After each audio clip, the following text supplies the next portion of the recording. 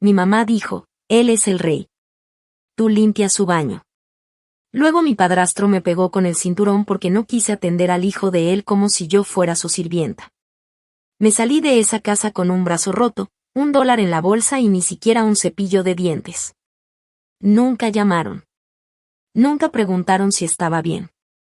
Me criaron como una herramienta, y cuando ya no les serví, me tiraron como si fuera basura. Pero lo que ellos no sabían, es que yo ya estaba construyendo algo que nunca iban a poder tocar. Antes de empezar, dime, ¿qué hora es allá donde estás tú, y desde dónde estás escuchando esto? Déjalo en los comentarios. Quiero ver hasta dónde llega esta historia. ¿Listo? Mira, la cena era el único momento del día donde podía fingir que éramos una familia. Por 15 minutos, yo solo me enfocaba en los platos, en poner los cubiertos bien derechitos, como soldaditos, y soñaba con que, solo por una vez, nadie gritara. Que tal vez mi mamá me sonriera. O que él no se quitara el cinturón. Esa noche puse la mesa sin decir nada. Olía a carne recalentada, sin sabor, pesado. Pulí los tenedores, doblé las servilletas, hasta prendí una velita de esas baratas del tianguis. Yo pensaba que tal vez, con esas pequeñas cosas, podría haber paz. Mi padrastro Greg se sentó como si fuera el dueño del mundo. Su hijo, Carter, de 8 años, movía los pies bajo la mesa, gritando órdenes como si fuera un príncipe con una corona de plástico. Jugo, dijo sin verme. Le serví jugo de manzana con las manos firmes, apretando la mandíbula. Mi mamá se sentó enfrente, en el celular, sin decir nada. Greg murmuró, le gusta con hielo. Me levanté, fui por hielo. Cuando regresé, Carter suspiró bien fuerte, muy lento. Puse el vaso con cuidado. Él sonrió, tomó un trago, y luego tiró el tenedor al suelo. Ups, dijo. Yo no me doblé, no parpadeé. Me agaché a recogerlo aunque me dolían las rodillas por el piso de linóleo. Al levantarme, vi a mi mamá, pero seguía viendo el celular. Puse el tenedor junto a su plato y traté de sentarme. Apenas rozaba la silla cuando la voz de mi mamá cortó el aire como un golpe. Él come primero. Luego tú limpias. Él es el rey. Tú ya sabes cuál es tu lugar. Me congelé. Y aún así sentí tristeza, aunque solo por un segundo. Yo también tenía hambre. Greg levantó la vista despacio. ¿Qué acaba de hacer?, dijo. Carter se rió, se sentó. Greg golpeó su tenedor en la mesa. ¿Yo dije que podías sentarte? Abrí la boca, pero no pude decir nada. Me paré otra vez, con las piernas tiesas. Greg me miró con esa mirada, la que siempre venía antes del cinturón. Se me revolvió el estómago. Jugo, gritó Carter de nuevo. Me di la vuelta para agarrar la jarra, pero su vaso seguía lleno. Ni siquiera había terminado. Greg se levantó. La silla se fue para atrás. Te dije que le sirvas, dijo. Yo tragué saliva. Él tiene brazos. Él puede servirse solo. Después de decir eso, se hizo un silencio bien feo. Pesado. Vi cómo Greg se movía. Se empezó a quitar el cinturón. El sonido del cuero deslizándose por los pasadores del pantalón llenó toda la cocina. Me hice para atrás. Y dilo otra vez, me dijo, dando un paso hacia mí.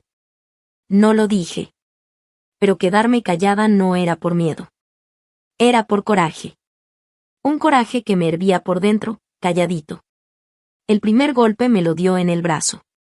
El segundo, en la espalda. Grité. Y Greg, ya basta. Me alcancé a decir, apenas podía respirar. Pero mi mamá ni se movió. En vez de ayudarme, se levantó, vino hacia mí y me agarró la cara con tanta fuerza que sus uñas me rasguñaron. Dale de comer, me dijo entre dientes, o lárgate, inútil. Me volvió a pegar. Carter se rió. Me tambaleé. Todo me daba vueltas. El brazo derecho me colgaba raro, y el hombro me dolía horrible, como si me estuvieran apretando desde dentro. Lárgate. Y gritó mi mamá. La vi. A la mujer que me dio la vida. Ella solo señaló la puerta como si yo fuera una carga. ¿Me oíste? Fuera. Greg abrió la puerta de golpe. ¿Quieres jugarle al adulto? Pues vete. Caminé hacia el pasillo, sin zapatos, con mi pijama delgada y la camiseta de dormir. Agarré mi cartera de la barra. Vacía. Revisé el bolsillo de mi sudadera. Solo tenía un billete de $1, todo arrugado. Miré hacia atrás. ¿Y mi cepillo de dientes? Pregunté bajito. Mi mamá me cerró la puerta en la cara. Escuché el clic del seguro. Ese sonido me caló más que el mismo cinturón. Me quedé ahí un ratito, parada en el porche. El cemento frío me quemaba los pies. La luz del porche parpadeaba, como si dudara si valía la pena iluminarme. Mi brazo colgaba sin fuerza. Lo abracé con cuidado, aguantándome las ganas de llorar. No les iba a dar ese gusto. Ya no. Me di la vuelta, bajé del porche y caminé como pude por la entrada de la casa.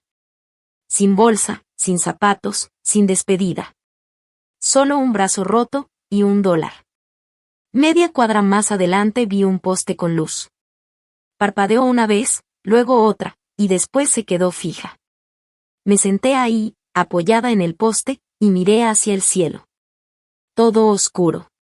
Un hilo tibio me bajó por la sien. No me lo limpié. Vi mis manos, temblando, raspadas, chiquitas. Y dije despacito. Sigo aquí. No me he ido. No me he borrado. Aquí sigo. La lámpara vibró una vez más, y se apagó. La luz alcanzaba a alumbrar la banqueta, pintando las grietas del cemento como si fueran venas en una piel vieja. Me moví un poco en la banquita, quejándome del dolor en el hombro. Me abracé, intentando calentarme. Pero la pijama delgadita no aguantaba el frío de la noche. El piso aún guardaba poquito calor del día. Pero no era suficiente. Ya no. Ya me había alejado como 1 kilómetro de esa casa donde me corrieron, caminando sin rumbo, buscando, ¿qué? Un lugar que no fuera de ellos. Un lugar donde nadie me viera como basura.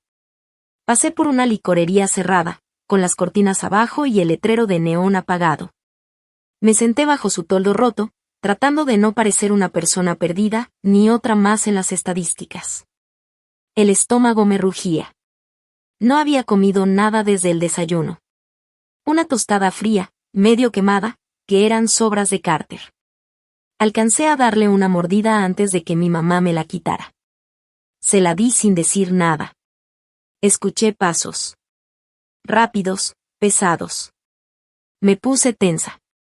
Era un grupo de chavos caminando y riéndose a carcajadas. Agaché la cabeza, fingiendo que no estaba ahí. Pero uno me vio.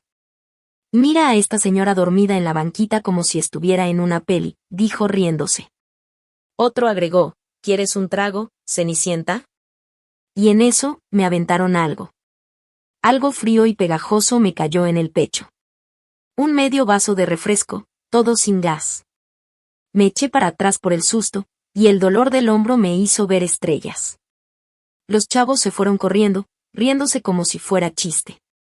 No grité, no lloré. Solo limpié la mancha con la manga. El azúcar se pegó más a la tela. Me paré despacio y seguí caminando. El centro de Bakersfield a medianoche no tiene piedad.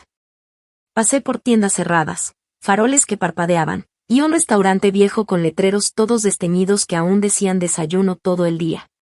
Vi una iglesia pequeña de ladrillo, con la pintura blanca cayéndose. Subí cojeando las escaleras y probé la puerta. Estaba cerrada. Toqué una vez, 2 veces. Nadie contestó. Ni luces había adentro. Unos metros más adelante, vi una gasolinera abierta. Las luces fluorescentes hacían que todo se viera frío, sin alma. Entré. El señor del mostrador ni volteó a verme. Solo dijo. Que el baño es pa' los que compran algo. Tengo $1, le dije. Ahora sí levantó la vista. Con eso te alcanza pa' una botella de agua. Al fondo. Asentí y le intenté sonreír. Él no me sonrió. Pasé por los pasillos, viendo snacks que no podía pagar.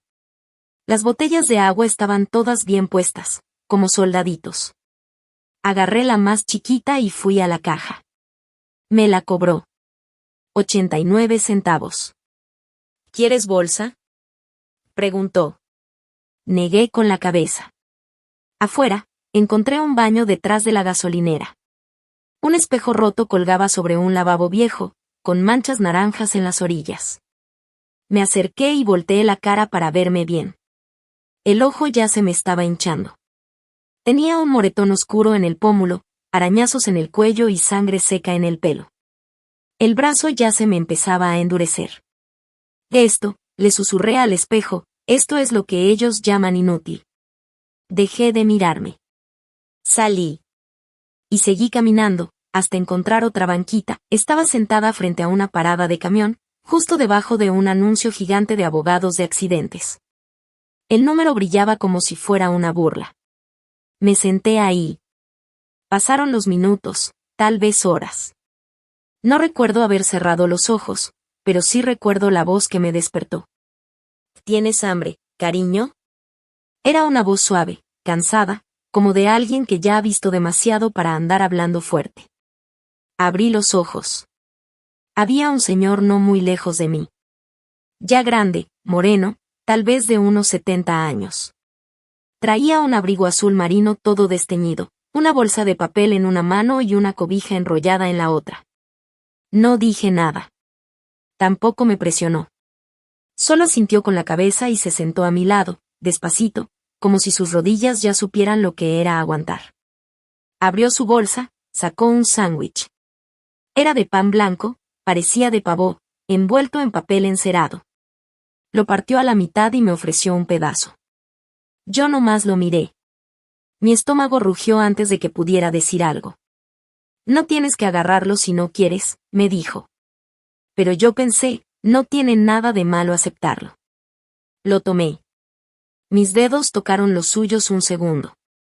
Estaban tibios, ásperos. Me llamo Ilaiche, dijo. Ilaiche Burke.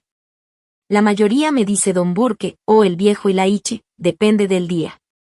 Asentí con la cabeza. No dije nada. Él le dio una mordida a su parte y masticó lento. Fui conserje muchos años. Limpiaba el juzgado. Antes trabajé en oficinas del gobierno. Ahora tengo un cuartito en la pensión Grace, a 3 cuadras de aquí. Pago 480 al mes. Tiene cocina compartida, y café horrible. Le sonreí un poco, apenas una sonrisa chueca. La primera en quién sabe cuánto tiempo. Él me vio, y luego volteó a ver la calle. No tienes que contarme tu historia, pero, dijo, te cuento la mía. Y sí, me la contó. Como lo golpearon casi hasta matarlo en el 64 solo por sentarse en una barra donde no dejaban entrar negros. Como desapareció su hermano en Mississippi. Como su esposa lo dejó cuando cerraron la fábrica donde trabajaba. Como durmió en la calle por 3 inviernos antes de que lo aceptaran en la pensión. ¿Pero sabes qué? Y dijo, terminando su último pedazo de sándwich. La vida mejora. No fue rápido ni fácil, pero sí mejora. Tú no te rindas. Yo miré el medio sándwich en mi mano. Sabía a jamón frío y pan seco. Pero era lo mejor que había comido en semanas. Entonces, él sacó una cobijita de su bolsa. No era nueva.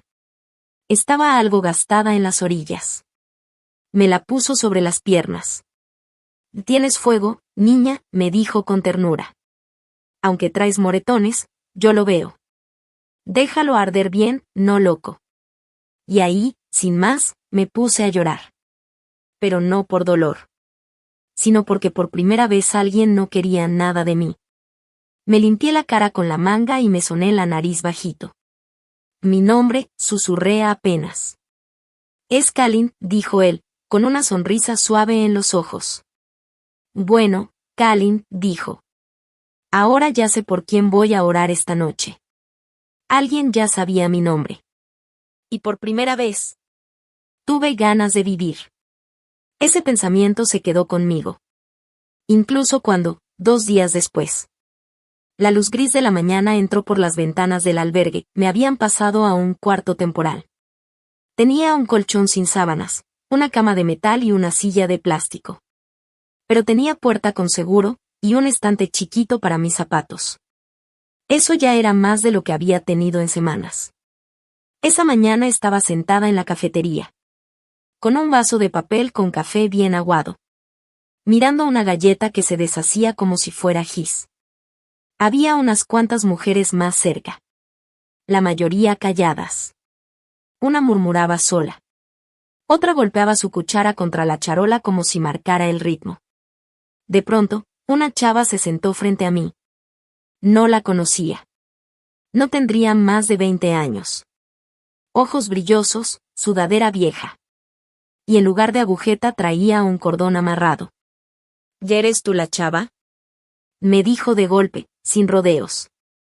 La del padrastro que llamó a la policía. Parpadeé. ¿Qué? No tienes que mentir, dijo rápido. Todos aquí escuchamos cosas. Los del staff reciben llamadas. Pasan papeles entre ellos. La señora de admisión dijo que te portaste mal. Que traías un cuchillo. Solté la taza con más fuerza de la que quería. El café se me derramó un poco. Y eso no fue lo que pasó, dije bajito. Ella se encogió de hombros, como si no le importara. Pero sus ojos seguían sobre mí. No la culpaba. No me conocía. Nadie en ese lugar me conocía. Pero alguien ya había contado su versión de quién era yo. Y no me pintaban como alguien buena. Más tarde, una del personal, que se llamaba Sally, me pidió hablar a solas. Su oficina olía a limpiador de limón y tinta vieja de impresora. Tenía una carpetita delgadita con mi nombre. Y Kalin, dijo con tono suave. Quiero hablar contigo con la verdad. Asentí en silencio. Abrió la carpeta con calma. Recibimos un reporte. Mi padrastro dijo que lo amenacé con un cuchillo. Y que he estado inestable. También mencionaron que había problemas con mi historial. Arranques emocionales, malas calificaciones. Y te marcaron como posiblemente volátil. Solté un suspiro. No sé si fue una risa o una advertencia. Tuve un momento, sí, le dije bajito. Se llama dignidad. Eso fue lo que vieron. Yo diciendo no. Seley no se asustó. Eso se lo reconozco. Pero me miraba como si fuera un vaso a punto de caerse de la mesa. Todavía no roto, pero casi. Presentaron una alerta con protección infantil, dijo, más suave. Aunque ya tienes 23, el reporte dice que podría ser un riesgo si hay menores en la casa. Esa frase me dejó helada. No solo me habían corrido. Me estaban borrando con papeles. Mi propia familia había hecho que desapareciera del sistema. Dijeron que me escapé. ¿Qué palabras usaron? Pregunté por fin. Riesgo de fuga, dijo Seley, moviéndose incómoda en su asiento. También pidieron que si vuelves a aparecer en la casa, avisen a la policía. Me apreté las sienes con los dedos. Sentía las náuseas subiéndome por dentro. ¿Puedo ver el reporte? Pregunté. Dudó, pero luego sacó unas hojas y me las pasó. Me temblaban las manos cuando las tomé. Y ahí estaban. Los nombres de siempre. Los que me habían marcado como un problema. En vez de admitir lo que realmente pasó. Mi padrastro Gary, mi mamá Monique, sus firmas estaban al final del documento, justo donde se describía lo que había pasado. Decía algo así como, la persona se alteró, tomó una actitud agresiva e intentó dañar a un miembro de la familia. En ninguna parte decía nada sobre mi hombro fracturado, los moretones en mis costillas, o la noche que dormí en el suelo, con la sangre secándose en mi cara. Tampoco decía nada del refresco que me aventaron, ni del sándwich que me salvó ese día. Mis ojos se detuvieron en una firma. Mamá de Monique Taylor, en cursiva. Ya ni siquiera usaba su apellido de soltera. Se había aferrado al nombre de Gary como si fuera su propia piel, y me había borrado del mapa. Ella quería que desapareciera, susurré. Y lo logró. Salí de la oficina de Cell sin decir nada y regresé a mi cuarto. Me senté en la cama, con las hojas del reporte en la mano, leyéndolas otra vez bajo la luz amarilla. Debí haber llorado, pero no. En vez de eso, recordé algo que Nira me dijo en 10º grado, cuando aún creíamos que hacerse grande significaba algo bueno. Tienes que escribir tu propia historia, Kalin. Porque si no, alguien más la va a escribir por ti, y te va a tocar vivir esa. No había pensado en Nira en años, pero su voz volvió clara como siempre. Esa noche, salí sin hacer ruido y caminé hasta la biblioteca pública, cerca de la calle 8 con la K. Todavía le quedaba 1 hora antes de cerrar. Le pedí a la recepcionista usar una computadora. Me dio un papel con un código de acceso. Me senté en la última máquina, en la esquina. La silla rechinó cuando me acomodé. La pantalla azul apareció, luego el escritorio. Abrí el navegador. Puse las manos sobre el teclado. Y empecé. No era un blog. No era una carta. Era solo la verdad. Escribí, así es como se borra a una hija. Y ya no me detuve. Escribí sobre el pan tostado frío, el cepillo de dientes que siempre desaparecía, y como mi padrastro me decía boca con patas. Escribí sobre el moretón detrás de la oreja que nadie vio. Sobre cómo, en esa casa, el silencio era la regla, y yo aprendí a tragarme la rabia y fingir sonrisas. Escribí hasta que me dolieron los dedos.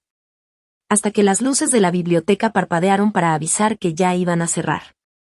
Entonces encontré un foro de sobrevivientes. Pequeño. Escondido. Lejano. No puse foto. No di apellido. Pero al final escribí. Mi nombre es Kalin. No me escapé. Me tiraron a la basura. Presioné publicar. La pantalla parpadeó, y luego se limpió. Me desconecté. Me quedé ahí, con las manos sobre el teclado, respirando el aire caliente de las computadoras viejas. Mi corazón latía como si acabara de correr una maratón.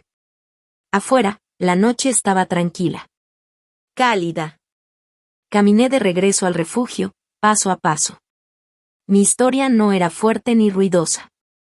Pero ya era mía. Me borraron con sus mentiras. Ahora yo iba a escribir algo que nadie podría borrar. 3 semanas después, estaba afuera de una tiendita escondida entre una oficina de impuestos cerrada y una lavandería con un letrero que parpadeaba abierto. Arriba de la puerta, había un letrero de madera pintado que decía, Cider Cla. Sin luces, sin frases pegajosas. Solo ese nombre tranquilo, como si no necesitara impresionar a nadie. La puerta hizo un ruidito al empujarla para entrar. Dentro olía a tierra mojada y a algo dulce, como humo de leña. La luz del sol entraba por las ventanas altas y hacía brillar el polvo que flotaba en el aire, bailando sobre repisas llenas de tazones, jarras y tazas. Todo parecía hecho por manos que intentaban entender el mundo. Detrás del mostrador estaba Evelyn. Tenía el cabello plateado recogido en un chongo. Su delantal tenía manchas de pintura seca. Tenía los brazos cruzados y me miró con ojos serios, no duros, solo atentos. Apareciste, dijo. Y Laiche dijo que tal vez iba a necesitar ayuda, respondí, un poco incómoda. Puedo intentar. Evelyn no me preguntó nada.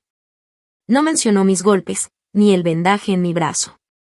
Solo metió la mano bajo el mostrador y sacó un bloque de arcilla envuelto en tela húmeda. Está bien si no sabes hacerlo bien, me dijo, dándome la arcilla. La arcilla recuerda todo, pero también perdona fácil. Fue la primera vez que alguien fue bueno conmigo sin querer nada a cambio. El lugar estaba en silencio. No había música ni plática, solo ese sonido suave de un lugar que ya conocía el dolor y no quería llenarlo con ruido. Y Laiche me había traído ahí la semana pasada en su Chevy viejo. Me dijo. Tienes que crear algo que no grite. Ya en el taller, puse la arcilla sobre la mesa y me senté despacio. El brazo todavía me dolía hasta el hueso. Cuando me quité el aparato, vi que la piel seguía amarilla y con líneas moradas como venas escondidas. Dudé. Pero puse mis 2 manos sobre la arcilla. Era suave, fresca, casi reconfortante. Pero cuando traté de moldearla, el dolor en mi brazo me hizo temblar. Se me resbaló la mano. La forma se deshizo y quedó como un montón aplastado. Lo miré sin respirar. Se parecía a mí. Algo que una vez estuvo firme, ahora estaba caído y torcido. Evelyn pasó por detrás de mí, sin verme directamente. La simetría está sobrevalorada, dijo. La cerámica se trata de historias. Hasta las cicatrices tienen forma. Asentí despacio, sin mirarla. Volví a tocar la arcilla con cuidado. ¿Crees que puede volver a hacer algo? Le pregunté. Evelyn fue a una repisa y tomó una taza gruesa, un poco chueca, pero con esmalte azul que brillaba. La puso frente a mí. La arcilla no, pero la gente sí, me dijo. Así que crea algo que nadie pueda olvidar. Esa tarde, cuando los demás ya se iban, yo me quedé. Evelyn no dijo nada, solo me dio otra pieza de arcilla. Me senté en silencio y la moldeé con calma, sin tratar de que quedara perfecta. Solo dejé que fuera. Rara, testaruda, chueca. Cuando terminé el cuenco, tomé una herramienta de madera y escribí 2 palabras por dentro. Sigo aquí. Evelyn se acercó, sonrió poquito y asintió. Levantó el cuenco y lo giró entre sus manos. Lo horneo esta noche, dijo. Ven mañana. A la mañana siguiente regresé antes de que saliera el sol. El taller olía a hornos apagados y piedras calientes. Evelyn me dio el cuenco. Estaba cubierto con un esmalte gris clarito, y todavía se sentía calientito, como si tuviera corazón. Lo tomé con las 2 manos. Las palabras que tallé se alcanzaban a ver debajo del brillo. Sigo aquí. No era bonito, pero era mío. No sé cuánto tiempo me quedé ahí, solo mirándolo. Tal vez fueron minutos, tal vez más. Evelyn no me apuró. Dejó que el momento durara. Luego caminó hacia el mostrador y volvió con una tarjeta. Me la dio. Era de papel blanco con textura. Tenía mi nombre escrito en mayúsculas. Abajo, en letras más chiquitas decía: Asistente técnico de cerámica. Cider Clay Studio. La miré. Ahora ya eres parte del estudio, me dijo. No se paga mucho, pero aquí tú importas. Doblé la tarjeta con mucho cuidado, como si fuera de cristal, y la guardé en el bolsillo de adentro de mi chaqueta. Se sintió como si fuera de oro. Esa tarde, al caminar de regreso a casa, vi a un hombre gritándole a su teléfono frente a un restaurante, alguien tocando el claxon en el tráfico, y un niño llorando en un cochecito. La ciudad seguía igual de ruidosa. Pero dentro de mí, algo se había tranquilizado. Como cuando el agua se calma después de agitarse. Mi cuerpo aún dolía. Mi pasado seguía ahí. Pero ahora tenía algo entre las manos que no me hacía daño. Me golpearon el cuerpo, sí. Pero no me rompieron las manos. Esa noche no volví a casa solo con un cuenco. Volví con algo más. Con el aire que no se me fue a la mitad de una frase. Con manos que ya no temblaban cuando el silencio las tocaba. Con algo que yo hice. No algo roto. Pasó un mes. Las palmas de mis manos ya estaban más duras. Mi muñeca derecha todavía dolía cuando hacía demasiada fuerza. Pero Evelyn me enseñó cómo trabajar con eso. Cómo dejar que la arcilla me guiara, en lugar de pelear con ella. Y la mayoría de los días, ese taller en la avenida Truston se sentía como algo más que un lugar. Se volvió un refugio. Ese martes por la tarde, el horno acababa de enfriarse. Yo estaba con Evelyn en la parte de atrás, sacando piezas de los estantes. El calor todavía salía suave de entre los ladrillos, como el último calor del sol antes de que anochezca. No hablábamos mucho. Casi nunca lo hacíamos en los días de horneado. Mis manos se movían con cuidado, levantando tazas, platos, pequeños jarrones chuecos hechos por otros que también estaban aprendiendo. Y un cuenco que yo hice, con el borde en espiral y la base alisada con el pulgar.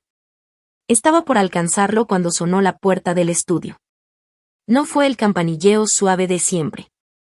Fue un golpe seco y rápido. Evelyn fue la primera en voltear. Pero su mano se quedó quieta. Yo escuché la voz antes de ver la cara. Vaya, no pensé encontrarte jugando a la casita con barro. Mi corazón se detuvo un segundo. Era Braden. Se paró en la puerta como una sombra que creías que ya se había ido. Más alto de lo que recordaba. Cabello limpio, camisa polo bien metida en jeans oscuros. Pero caminaba como si fuera dueño del lugar. Como si nunca hubiera arrastrado una silla para dejarte sin salida. Mis dedos se tensaron alrededor del cuenco. Braden miró el lugar. Esa misma sonrisa burlona se le dibujó en la cara, como si todo fuera un chiste mal contado. Y Kalin, dijo, sigues fingiendo que eres la artista lastimada. Dejó que la puerta se cerrara detrás de él y empezó a caminar despacio entre los estantes. Pasó los dedos por el borde de una taza de té y tocó un jarrón como si lo estuviera probando. No pensé que terminarías en un lugar tan triste, dijo. Sin luces de neón, sin seguidores, solo tierra y maestros de cerámica de mediana edad. Evelyn estaba a mi lado, con los brazos cruzados de forma relajada. No dijo nada, solo lo miraba. Tenía esa forma de dejar que el silencio hable por sí solo, como si te retara a decir algo. Braden se acercó más. Mamá dice que andas ventilando cosas en internet, que andas contando tu versión, soltó una risita. Dios, Kalin, ¿de verdad estás haciendo eso? Jugando el papel de víctima como si fuera tu trabajo de tiempo completo. Dejé el cuenco sobre la mesa, sin cuidado. Él siguió caminando como si no tuviera prisa. ¿De verdad crees que alguien te va a creer? Preguntó. ¿En serio piensas que importa? Lo miré. Se veía tan confiado y tan vacío. Como si esto fuera un juego que ya había ganado. Antes eso me descontrolaba. Ahora no. Viniste hasta aquí, le dije tranquila. Porque tienes miedo. Porque por primera vez, tu versión no es la única que la gente está escuchando. La sonrisa de Braden se torció. ¿Tú crees que este jueguito de manualidades significa algo? Di un paso al frente. Creo que entraste a un lugar sin entenderlo. Y eso lo dice todo. Él se burló. No eres más que ruido. Vas a desaparecer como siempre. Miré mis manos, cubiertas de polvo de horno. Ahora eran más firmes, más fuertes. Estas manos hicieron algo. ¿Y tú, Braden? ¿Qué has hecho tú, aparte de dejar moretones? Vi cómo apretaba la mandíbula. Evelyn por fin se movió. Caminó entre nosotros y se paró firme como una pared. Este es un estudio, dijo con voz clara. Un lugar para sanar. Y tú trajiste veneno aquí. Braden se giró hacia ella, sonriendo. No sabes cómo es ella, ni lo que ha hecho. Sé exactamente lo que está haciendo, respondió Evelyn. Está reconstruyéndose. Se volteó hacia mí. ¿Quieres que llame a alguien? Miré a Braden. Ya no sonreía. No, dije. Déjalo quedarse. Evelyn levantó una ceja. Quiero que vea algo, agregué. Pasé junto a él, caminé hasta mi rueda, me senté y tomé un nuevo bloque de arcilla del montón. Mis dedos no temblaron al golpearlo y empezar a darle forma. El olor a tierra mojada llenó el cuarto otra vez. Me sentí en casa. Centré la arcilla. La rueda zumbaba bajo mi pie. Le di forma despacito. Mis manos se movían con ritmo. Mi respiración se acompasaba. No hablé. No hacía falta. Braden se quedó parado al lado, con los brazos cruzados, fingiendo que no veía. Pero sí veía. Observaba cada movimiento, como estaba creando algo desde cero. Cuando terminé el borde del cuenco, escuché cómo crujía el piso. Sus zapatos giraron. Luego la puerta se abrió otra vez. Esta vez, el sonido fue suave. Evelyn no se movió hasta que se cerró. Entonces vino y puso una mano sobre mi hombro. Eso, dijo, eso es fuerza. Asentí despacio, sin alzar la vista. Antes creía que el silencio era seguridad, susurré. Pero ahora sé que también puede ser poder. Ella apretó mi hombro y luego me soltó. Terminé el cuenco. Y por primera vez en años, no me importó quién me creyera. Solo quería que recordaran que aún estoy de pie. Querían que no tuviera voz.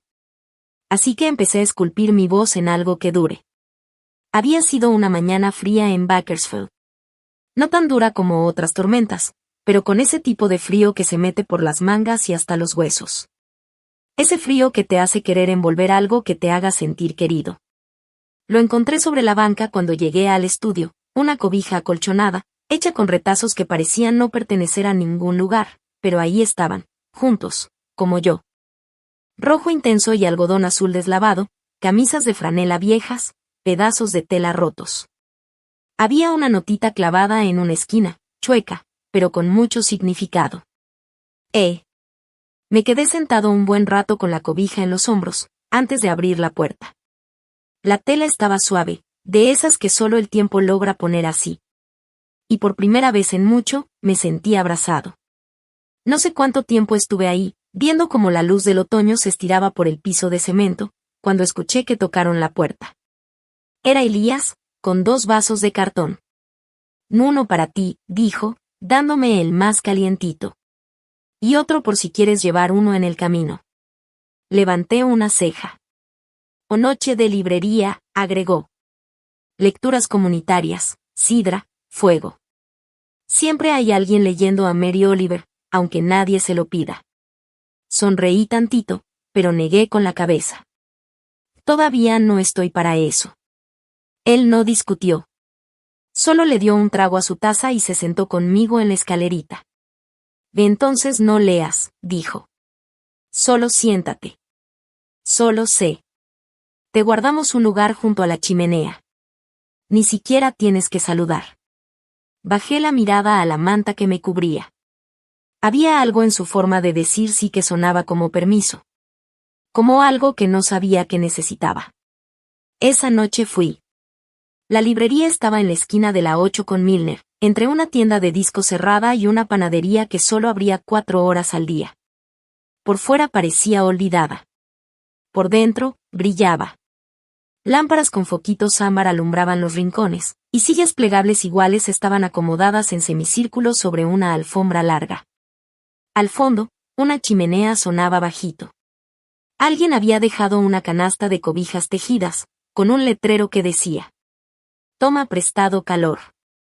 Regresa después. Me senté donde Elías me había dicho. Segunda fila, al centro. Ni tan expuesto, ni escondido. Alguien me dio una copa de sidra. Otro me sonrió sin preguntar mi nombre. La primera en pasar fue una chava de 20 y tantos. Se le notaba el nervio en la voz. Leyó un poema sobre un derrame cerebral que le dio a los 17. Sobre perder la mitad de la cara por un tiempo. Sobre cómo la gente ya no sabía cómo hablarle. Después pasó un señor, como de 50. Leyó una carta para un hijo que no veía desde hacía más de 10 años. Solo se le quebró la voz una vez, cuando dijo: Si alguna vez lees esto. Uno a uno, todos se fueron parando. Compartiendo cosas que habían guardado por mucho tiempo. Algunos se rieron, otros lloraron. Nadie pidió perdón. Y con cada voz, algo dentro de mí se aflojaba. Como tierra que se descongela con la llegada de la primavera. Casi al final, la anfitriona, una señora chaparrita con overol y aretes diferentes, se aclaró la garganta. ¿Alguien más? Sentí que Elías me dio un empujoncito. Suave. Negué con la cabeza. Pero me paré. Ni siquiera supe por qué hasta que ya estaba caminando al frente. Mis piernas se movían solitas, como si ya hubieran decidido sin avisarle a mi mente. No había podio. Solo un banquito, me senté y vi el cuaderno. Era uno en el que había empezado a escribir hacía semanas, más por costumbre que por valor. Mis dedos encontraron una página con la esquina rota. La leí. No fue el cinturón lo que más me dolió. Fue el sonido después. El silencio, como si el mundo hubiera decidido olvidarme. Como si yo fuera basura empujada a los rincones. callada, invisible, sin valor. La sala se quedó sin respirar por un momento. Luego alguien aplaudió. Después otro. No fue escandaloso. No tenía que serlo. Fue firme, suave. Regresé a mi lugar, con la sidra ya fría. Me temblaban un poco las manos, no por miedo, sino por liberar algo que llevaba dentro. Después del evento, mientras todos recogían las sillas y se acercaban a la salida, una mujer se me acercó. Tendría unos 50 años, con ojos amables detrás de unos lentes grandes de metal. Me tocó el brazo con cuidado. Mi padrastro, dijo bajito, hizo lo mismo. Nunca se lo conté a nadie. Ni siquiera a mí misma, por mucho tiempo. Nos sentamos junto a la ventana y seguimos hablando incluso después de que apagaron las luces. Me contó sobre los años que vivió fingiendo que todo estaba bien, y el día en que encontró una nota que escribió cuando era niña, y lloró tanto que le dolían las costillas. Yo le hablé del bosque, del silencio, y de cómo a veces, incluso ahora, la amabilidad me da miedo. No dimos consejos. Solo compartimos historias. Y eso, de alguna forma, fue suficiente. De regreso a casa, Ilaiche no dijo casi nada. Se lo agradecí. Caminaba a mi ritmo, sin prisa. Ya frente a mi puerta, se detuvo y sacó algo del bolsillo de su abrigo. Era una libreta negra, sencilla, ya algo gastada. Está en blanco, dijo, dándomela. Pero la primera página tiene algo. La abrí. Escríbelo todo. Hasta lo que duele. Lo miré. Mi voz salió más ronca de lo que esperaba. A mí me enseñaron que no valía nada. Él ni siquiera parpadeó. Y eso nunca fue verdad. Por primera vez, no discutí. Solo asentí. Y por primera vez en mucho tiempo, entré a mi casa sin cerrar la puerta con llave. Intentaron callarme con silencio, pero yo estaba aprendiendo a cantar. Y a veces, esa canción salía a través del barro. Era temprano por la mañana, una semana antes de Navidad. El estudio olía a té de canela y tierra mojada. Estaba trabajando en una nueva pieza, un ala de ángel, agrietada y torcida por un error anterior, pero ahora la estaba moldeando en algo más fuerte, casi desafiante. Lijaba el borde, dejando que el ritmo de mis manos calmara lo que sentía en el pecho, cuando la voz de Evelyn rompió el silencio. Y Kalin, susurró, parada a la mitad del camino entre el fregadero y el estante de esmaltes. Hay alguien en la puerta. No levanté la mirada de inmediato. ¿Es Ilaiche? Pregunté mientras quitaba el polvo de la base. No, dijo bajito. Es ella. Me giré. Y ahí estaba. Mi mamá estaba afuera, a unos centímetros del vidrio. No tocaba. Solo miraba. Su abrigo estaba cerrado hasta arriba, y apretaba su bolso como si la detuviera de irse. Su aliento empañaba la ventana, y detrás de ese vidrio, su cara se veía, casi suave, como curiosa. Pero yo recordé ese rostro cuando me gritaba. Lo recordé encima de mí, enojado, culpándome. Me quedé inmóvil. Mi corazón no se aceleró. Se quedó quieto, como escuchando, esperando. Ella no pertenece aquí, dije al fin, en voz baja. Pero Evelyn ya iba hacia la puerta. Yo la corro, ofreció. No, dije, negando con la cabeza despacito. Déjala pasar. Que diga el discurso que seguro practicó frente al espejo. La campanita de la puerta sonó suave cuando se abrió. El aire frío del invierno entró de golpe. Mi mamá entró como si nada, como si tuviera derecho. Y Kalin empezó con ese tono que usaba los domingos o en la iglesia. Hijita, estábamos muy preocupadas. Te desapareciste. Yo no me moví de donde estaba, cerca de mi escultura. No me desaparecí, le dije tranquila. Me fui. Sangrando. Parpadeó, como si no esperara que dijera eso. Bueno. Braden dijo que no estabas bien. Que estabas actuando raro. Ese nombre, ese hombre. Me dio un vuelco el estómago. Por mucho tiempo pensé que, si sufría lo suficiente, me iban a querer. Tú sabías lo que él hacía, le dije. Lo sabías. Y aún así volteaste la cara. Ella soltó el aire como si le costara. Las familias pelean, Kalin. A veces se dicen cosas. Siempre fuiste tan dramática, todo lo convertías en un show. Casi me reí. No porque fuera gracioso, sino porque todo era tan típico. La manipulación, la mentira, la cara falsa de preocupación. Me llamaste inútil, le dije, todavía con el ala de ángel en la mano. Tenía 12 años. Recuerdo cómo no se te quebró la voz al decirlo. Lo dijiste en serio. Todavía lo oigo en mis sueños. Su voz se suavizó, pero su mirada seguía vacía. Eso era disciplina. Nunca fuiste fácil. Siempre fuiste terca. Miré el estudio. Ese lugar, las paredes, el polvo, las repisas llenas de errores que intentaban ser arte. Era mi refugio. No puedes cambiar lo que pasó, le dije. Aquí no hay lugar para fantasmas que se mienten a sí mismos. Ella dio un paso adelante.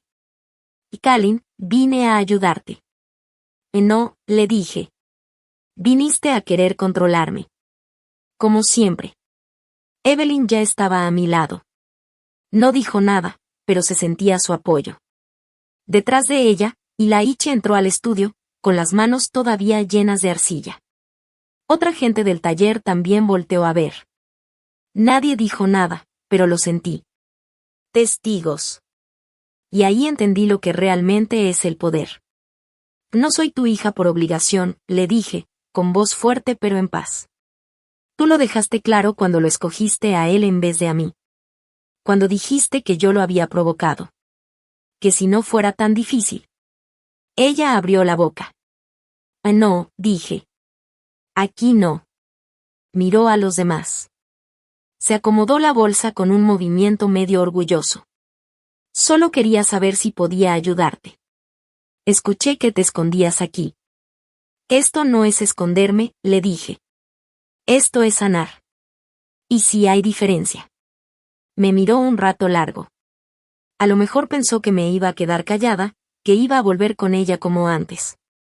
Que me iba a dar vergüenza. Pero cuando tienes la verdad de tu lado, la vergüenza ya no manda.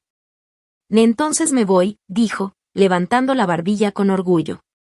Es toda la ayuda que necesito, le contesté.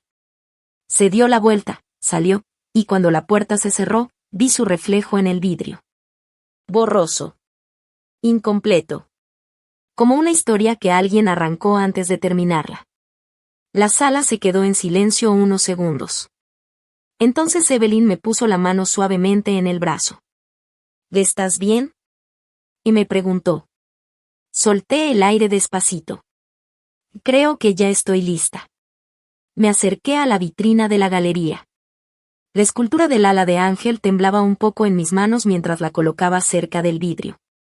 Era un ángel roto, con las alas remendadas con arcilla gris. No estaba de pie con elegancia, sino con fuerza. No era bonito, pero sí real. Ella pensó que podía cambiar la historia, pero yo ya estaba escribiendo el final. Esa mañana me paré en la esquina de la calle 19 con Chester, con el café ya frío entre mis manos con guantes. No podía creer lo que veía. Había una fila larguísima, daba vuelta a la cuadra, toda rodeando la pequeña galería. Gente abrigada con bufandas y chamarras gruesas, hablando entre ellos, moviéndose para no congelarse, y agarrando invitaciones como si fueran algo valioso. Algunos traían folletos, otros nomás se quedaban viendo el escaparate como si algo más los llamara desde adentro. Evelyn me encontró afuera, con las mejillas coloradas y los ojos brillantes, como luces navideñas. Deberías haberlos visto hace una hora, me dijo. Era como si todos hubieran estado esperando años para poder respirar. Yo no dije nada al principio. Todavía estaba procesando todo. 2 días antes me había enfrentado a la mujer que me trajo al mundo.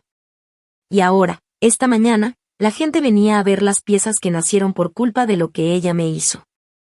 No por lástima, sino porque entendían. Adentro, la galería se veía diferente. La luz suave caía sobre las esculturas, acomodadas con cuidado. Y la Iche había estado trabajando hasta bien tarde para dejar todo listo. Hasta el viejo calentador en la esquina estaba tapado con una tela, como si el cuarto mismo quisiera olvidar que alguna vez hizo frío. Fui caminando despacio, viendo cada pieza. Los rostros deformados por la vergüenza, las manos congeladas de tanto dolor, las alas a medio hacer, rotas a mitad del vuelo. Y en el centro, bajo una caja de cristal, estaba la que hizo que todos se quedaran sin aliento. El ala reforjada. No era perfecta. Una punta estaba más baja que la otra, y la base todavía tenía marcas de aquella noche. Yo la había dejado caer. Pero ahí seguía, firme, con bordes rotos, oscura, fuerte. La placa decía: el ala reforjada, creada por una sobreviviente de abuso doméstico y materno. Anónimo, hasta ahora. Me paré frente al micrófono, con el corazón golpeando fuerte en el pecho, como si no supiera lo que es la paz. Respiré hondo. Y hablé. Mi nombre es Kalin Ruth Bennett. La galería se quedó en completo silencio. Durante años me dije que mi historia no valía la pena, seguí. Que era vergonzosa. Pensé que si me quedaba callada, todo se iba a borrar. Pero la vergüenza no se borra. Se pudre por dentro, hasta que un día, te rompes. Hice una pausa. Dejé que el silencio hablara también. No solo me dolía, dije. Me ignoraban. Me culpaban. Me decían que sonriera, que sirviera, que desapareciera. Me decían que mis moretones eran malentendidos. Que mi enojo era drama. Pero la arcilla no miente. Guarda cada temblor de tus manos, cada grieta que trataste de esconder. Nadie se movió. Algunos bajaron la vista. Otros me miraban fijo. Varios tenían lágrimas. Esto no es una exposición de venganza, dije. Es como un obituario para el silencio. Los aplausos no explotaron. Fueron creciendo poco a poco. Al principio tímidos, luego más fuertes. Verdaderos. Y entonces los vi. Estaban al fondo, junto a la puerta. Mi mamá y Braden. Ella con su gabardina de siempre, bien amarrada con el cinturón, el cabello recogido tan perfecto que hasta molestaba. Él parado a su lado, con los brazos cruzados, mirando el lugar como si todo le perteneciera. Estaban esperando algo. ¿Respeto? ¿Miedo, tal vez? No se los di. Caminaron entre la gente y, donde pasaban, los seguían los murmullos. Escuché a alguien decir bajito: «Son ellos». Y alguien más respondió: «¡Qué bárbaros! ¡Qué descaro venir aquí!». Se detuvieron justo frente a él a la reforjada. Mi mamá ladeó la cabeza. «Siempre ha sido dramática», dijo bajito, pero justo para que yo la oyera. Nosotros le dimos estructura. Límites. Esto solo es puro show. Antes de que pudiera contestar, una mujer que estaba junto a ellos volteó. Era una señora elegante, mayor, con un gafete de prensa en la solapa. Ella tomó tu crueldad y la convirtió en algo que la gente viene a ver y paga por ver, dijo con calma. Eso no es dramatismo. Eso es arte nacido de la sobrevivencia. La boca de mi madre se apretó. Braden volteó hacia otro lado. Entonces, un señor de cana se me acercó. Llevaba una tarjeta en la bolsa del saco. Señorita Bennett, soy de la Fundación Nacional de Arte Contemporáneo, me dijo. Hemos seguido su trabajo desde que se hizo viral. Queremos hablar con usted sobre una gira. Nueva York, Chicago, quizá hasta Londres. Y justo en ese momento, mi madre se adelantó de golpe. Es nuestra hija, dijo sonriendo como si ya lo tuviera ensayado. Estamos tan orgullosos de su fuerza. De su resiliencia. Yo volteé hacia el señor. Debes saber algo, le dije tranquila. Ellos no vinieron a apoyarme. Vinieron ahora que la arcilla vale algo, y quieren reclamarme como si siempre hubieran estado ahí. El hombre levantó una ceja. Gracias, dijo. Eso era todo lo que necesitaba oír. Entonces se acercó un reportero con un micrófono. Kalin, Si me permite, ¿qué tanto de esta exposición es autobiográfica? Ni parpadeé. Toda, le dije. Me golpearon por no servir un plato lo bastante rápido. Me dejaron sangrando. Y quien más debería haberme cuidado, nunca levantó una mano para ayudar, solo para cargar con su orgullo. Y cuando conté la verdad, mi propia madre me llamó mentirosa. Se escucharon suspiros. Las cámaras empezaron a disparar. Pero no me quedé rota. Me rehice. Y esta vez, los aplausos sí fueron un trueno. En medio de todo, alcancé a ver la cara de mi madre. Roja. Con los ojos hundidos. Braden le tocó el brazo, pero ella se lo quitó. Se dieron la vuelta y se fueron sin decir una sola palabra más. Yo no lo seguí. Ya no lo necesitaba.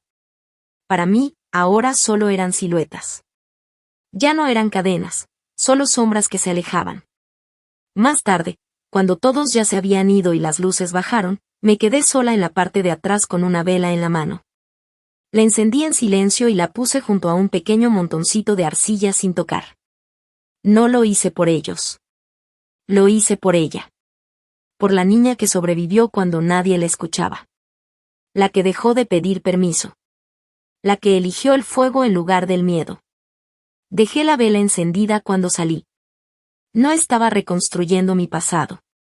Estaba esculpiendo un futuro que ellos jamás iban a tocar. El estante no era nada elegante, solo una tabla de madera vieja que encontré en un deshuesadero cerca de la calle Trucón.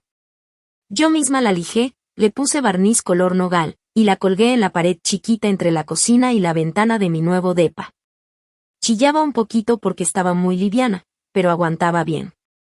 Coloqué las 3 piezas como si fueran capítulos de un libro que por fin había terminado de leer.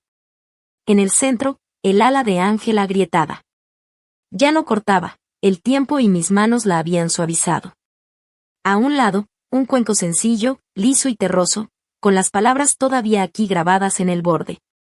Y era tan profundo que atrapaba la luz del sol en las mañanas.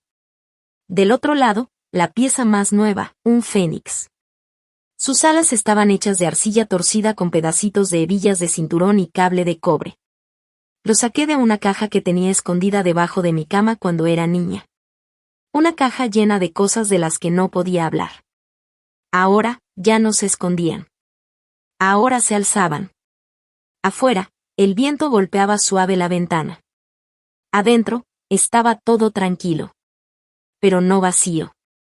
Caminé por el depa despacito, doblando una cobija, enjuagando una taza, regando la única planta que tenía en la barra. No era un lugar grande. Solo un departamentito arriba de un despacho de abogados. Pero era mío. Ya no había pisos que crujían con la rabia de alguien más. Ya no había plantas que morían por tanto silencio. Cuando sonó el buzón, no corrí.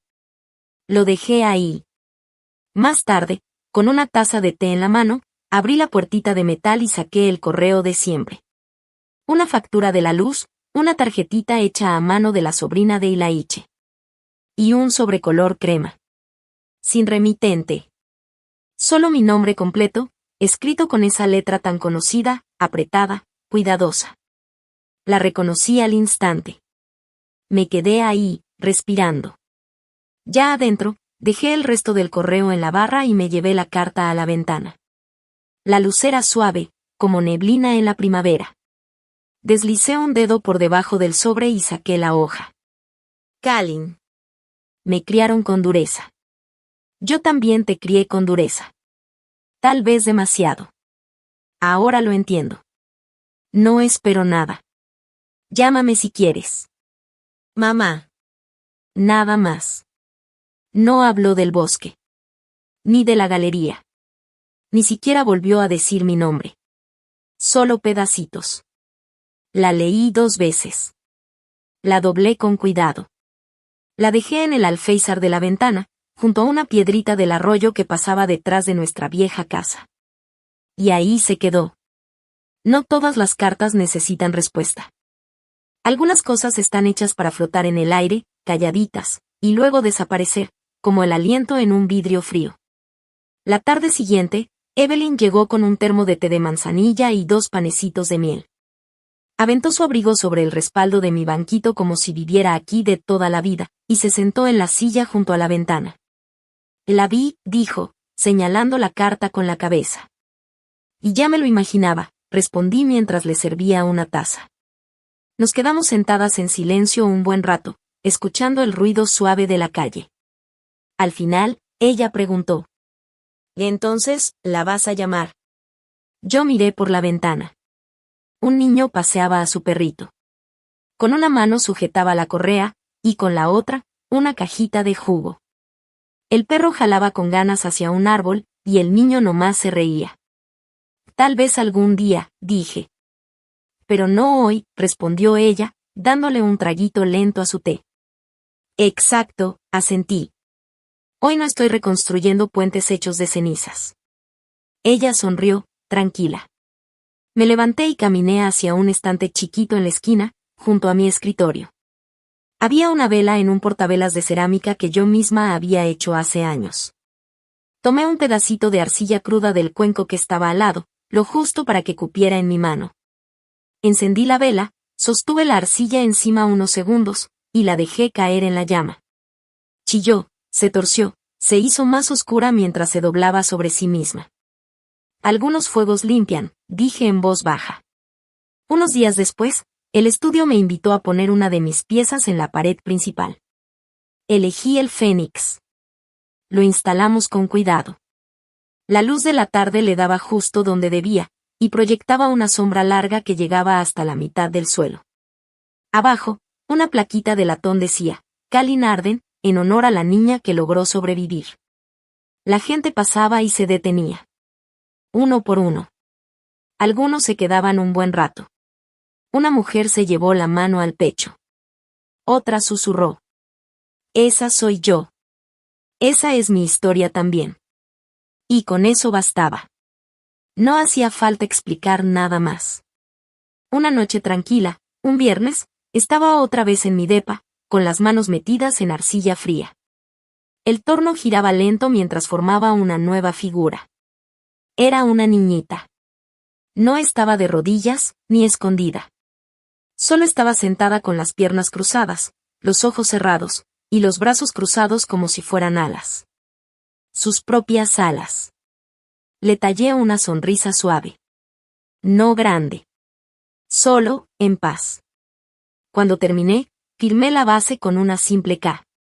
Y salí al pasillo. El sol ya se estaba metiendo, pintando el cielo de naranja y rosita. El aire olía a eucalipto y a concreto caliente. No era una noche espectacular. Solo era una buena noche. Ahí me quedé un momento, en el descansillo, con las llaves en una mano y el celular en la otra. Y entonces sentí algo. No fue algo fuerte. No fue de golpe. Pero sí fue total. Me habían criado para ser una herramienta. Así que dejé que se oxidara. Y en su lugar, me volví a prueba de fuego.